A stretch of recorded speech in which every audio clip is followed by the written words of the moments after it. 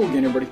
This is Mr. Everything, and I'm coming at you with another Wargaming and miniature video. In this video, we're going to continue on with our Quatre project update because I just made a big change.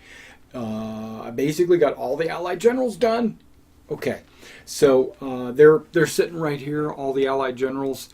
Right now the flock is drying, so as soon as this video is over, I'm going to knock the flock off, and then I'm going to add a few of these tufts to from JTT scenery products. They sell these different tufts. Now it comes on a piece of paper. Then they say you can use it as a piece of terrain.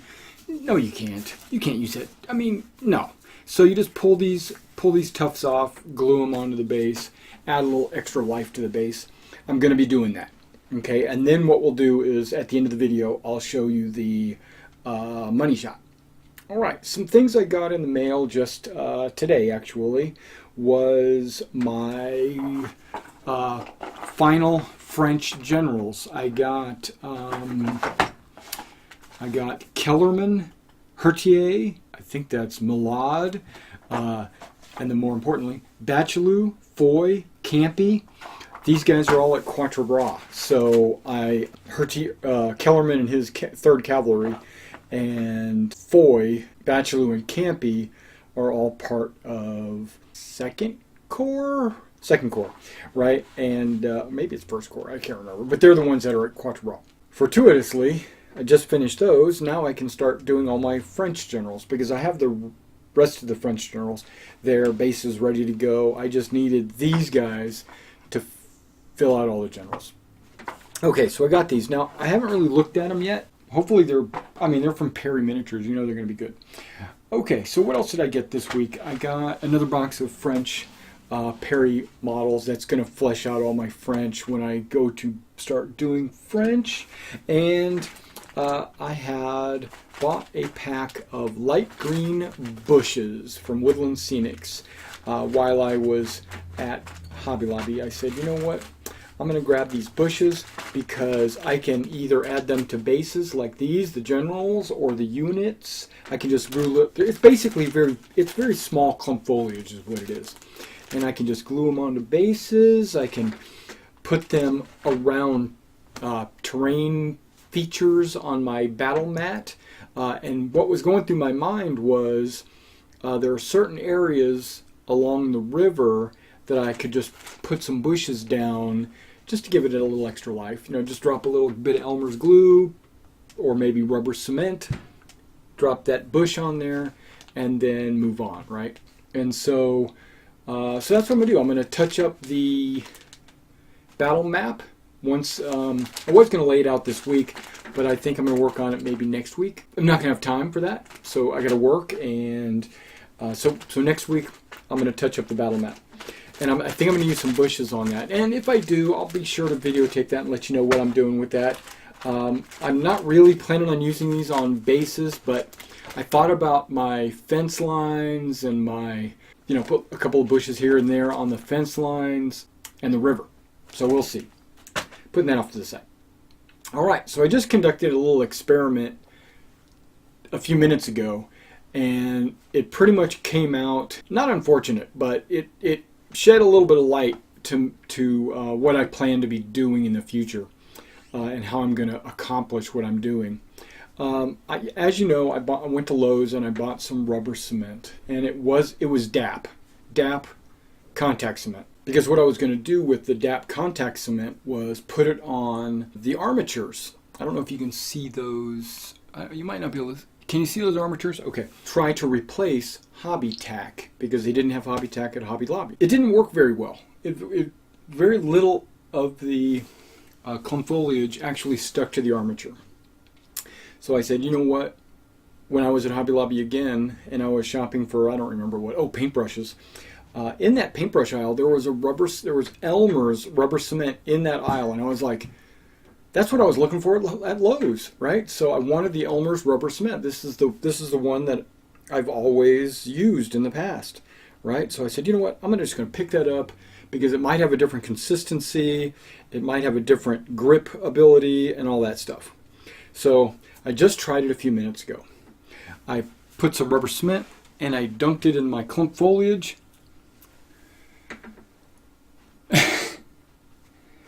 And that is what I got.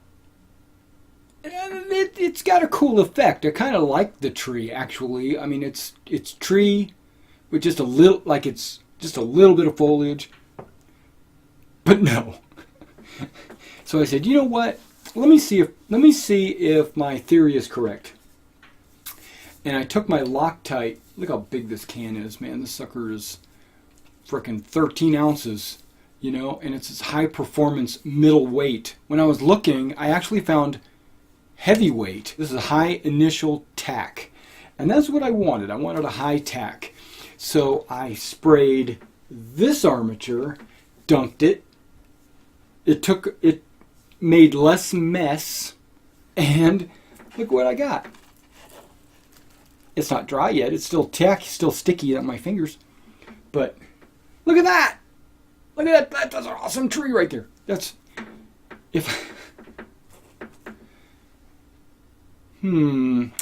rubber cement or spray adhesive. Okay.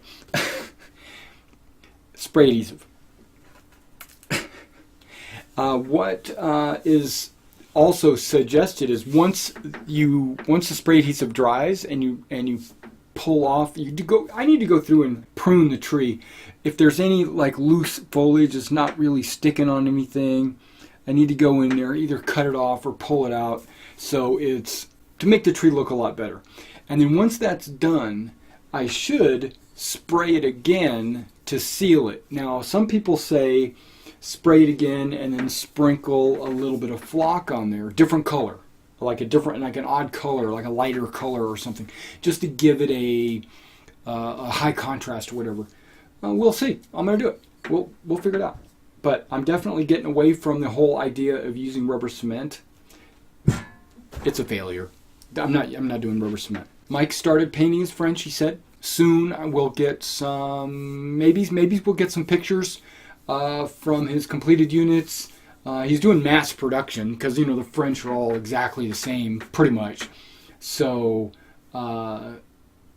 it's like flesh, flesh, flesh, flesh, flesh, flesh, flesh, flesh, and it's going to take one night to do all flesh. And then the next night, you go in and go boots, boots, boots, boots, boots, boots, boots, boots, or pants, pants, pants, pants, or jackets, jackets, jackets. So he's trying to do like a couple hundred models probably. So that's gonna take a minute. So he's gonna give me hopefully he'll give me some photos of his progress, and I'll put that up there for you. If not, hey, we'll get it at the end. Right now, there's been no real update on my scenario layout. When I get that done, when I get like how I'm going to run the scenario and what the exact order of battles are and the placement of the troops and the map and all that stuff, I'll be sure to put that up here too, or I'll do a Google Doc so you guys can get the link to that, and then you'll get to see all that. Let me go back to talk about painting these generals. This is just me venting. Why did every single general in the Allied Army wear a different uniform? You think that all the British are the same. They're not. And then you got the Brunswickers, they're all different. And then the Dutch Belgians, they're all different because they're either Dutch or they're Belgian or they're Nassau or they're who knows what, Hanoverians, so, or Scottish even. So, and then Picton, what the hell, Picton? He's frickin' wearing a top hat. So, and then Uxbridge, he's got a frickin', you're gonna see this, okay, when I show you the close-ups. He's got a frickin' Bengal tiger as his saddle blanket. Okay, so I had to go through and do the research on all these different generals and then figure out which one is wearing what uniform, and dang. That's why it took me so long. Now, the French, my understanding is uniform. Like a lieutenant general looks like a lieutenant general. A brigade general looks like a brigade general. So A major general looks like a major general. A marshal looks like a marshal. The emperor looks like the emperor. You know, that kind of stuff. So it should be a lot easier to do the French, but we'll see. Okay, well, I guess that's it, really. So let's go ahead and take a look at these figures after I get the flock shaken off and add the tough. Here we go. All right, guys, I thought I'd do it a little bit differently this time. We're going to do the money shots up close, and I'm going to individually go over each general because they're kind of unique, right? So this is all the Allied generals. We got Wellington, Uxbridge, his ADC. We've got Picton. We've got Alton. We've got Prince of Orange. We've got Duke of Brunswick.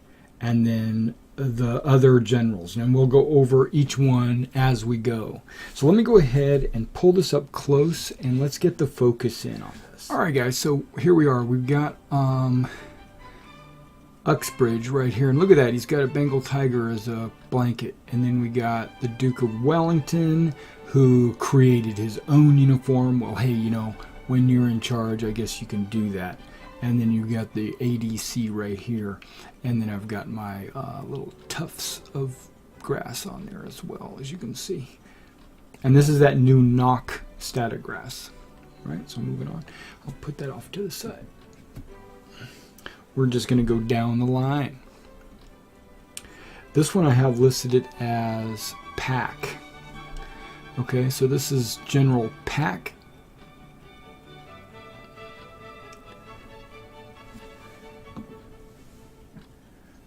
Of course, Picton, that's the 5th Division commander. He's got his top hat and umbrella. And then this is a Perry miniature. And then this was a leader that came in the Waterloo box set by Warlord Games, and he also had an umbrella. So I put the two umbrella brothers together. All right.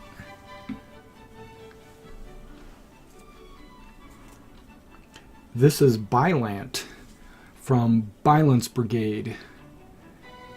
He's a brigadier. The single generals are on 2-inch bases, and they are 2-inch washers, as you can see, and they are brigadier generals, the single figures.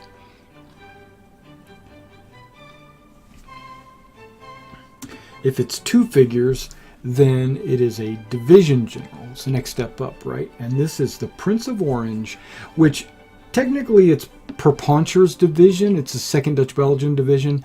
But because the Prince of Orange was on the battlefield, he took command. Okay, so maybe that's Perponcher next to him.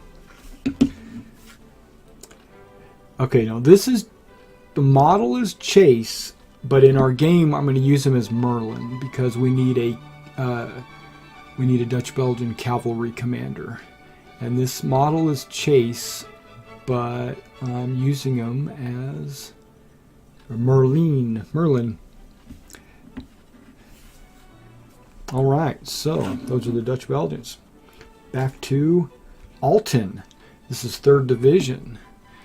He's going to be an alternate. Like if we have enough players, then we'll bring in Alton's division. But otherwise, he's going to be on the sideline. He's pointing over somewhere, and his guy's like, "Where? I can't see." Okay. All right. I should paint that bronze. I don't know what I'm doing. Okay. We're looking at Best. Best, I think, is German. I think he's Hanoverian. I guess if you're the best, you better be pretty good. No, his name's Best. General Best. Brigadier. See, notice how he's got a sash across his chest. Yeah, he's like the only general that I've got that's got that. And then he's got the gold, or what do they call that thing? The gorget, which is like a symbol of knighthood from back in the day. All right, back in the day. All right, Duke of Brunswick. Duke of Brunswick, and then a messenger is trying to hand him a message, but he's ignoring him.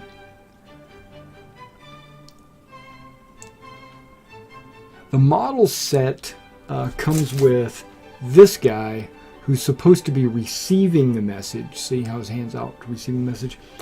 But in my game, the Duke of Brunswick is going to be a division general, so I didn't want to have all 3 models on the base. His horse is eating on that tough. Okay. Alright, let's go to this guy. This is Kemp. He's 5th Division, 8th Brigade. 8th Brigade is part of the 5th Division. That's Kemp. He's British. Yep, looking good, looking good. Okay, who's the next guy? This guy was supposedly a Brunswick guy receiving the message. He's like his aide-de-camp or whatever. But I needed the generals, and I used a different flock on this. This is, I think it's Woodland Scenic Static Grass, and as you can see, I don't like it. As soon as I put it on the base, I was like, crap, I don't like that. So that's why I went and shopped out for all those different flocks, is because I was trying to find a flock that I liked. Because I didn't like this one. But I wanted a different one just to denote that he is a different division or a different unit. But I've got him down as Kielmansegg, which is a Hanoverian part of 3rd Division. And I figured, hey, Brunswick guy could represent. He's just a no-named Brunswick guy. But I'm making them Kielmansegg in the game. Okay, now this guy looks pretty swift. His name is Halkett. He's 5th Brigade, 3rd Division. Yeah, that's a pose for you, man. Got your sword out, You ready to go. I'm gonna do it. Alright, next guy. Okay. General Picton, right? He said, screw it, I ain't wearing a uniform. He's got his own clothes.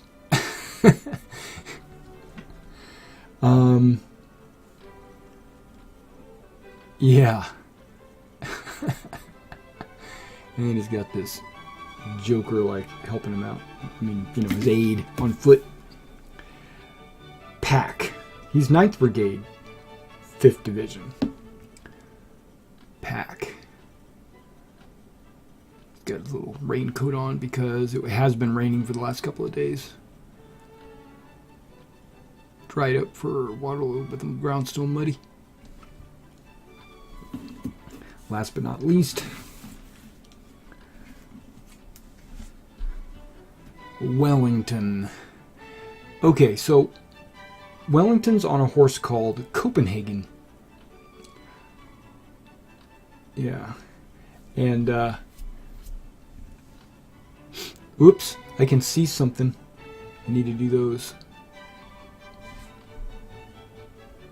My bad. Okay, I missed something. No problem. But he's got his aide, and he's got Uxbridge with him. Now, Uxbridge, I thought about putting him on his own divisional base, but in this scenario, he's not really present as a general. He's just, accompanying Wellington. So let's just put him on Wellington's base. Yeah, that looks good. That looks good. All right. All right, guys. Thanks for coming out and checking out this video, and I'll catch you next time.